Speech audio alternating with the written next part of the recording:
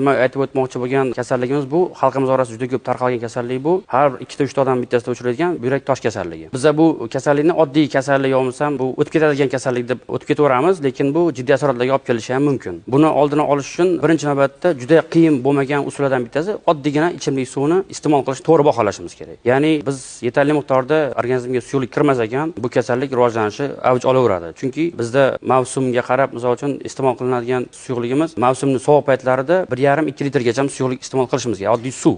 Har bitta inson uchun 1,5-2 litr yetarlimi yoki individual hisoblanarmikan organizmda shu mavsumni og'irlikka bog'liqmi? Sovuq paytlarida, misol uchun salqin mavsum paytlarida 1,5-2 litrgacha minimum bu yoki bundan ham ko'p iste'mol qilish mumkin. Sog'lom yurakni buyrak ishlayotgan buyraklar bo'ladigan bo'lsa, ko'proq iste'mol qilish mumkin. Va mavsumning issiq paytlari bo'ladigan bo'lsa, bizda ko'proq issiq paytda ko'proq kuzatiladi. Bunaqa paytda 3,5-4 litr yoki 5 litrgacha suyuqlik iste'mol qilish tavsiya etiladi. Bu sog'lom buyrak uchun ko'p hisoblanadi.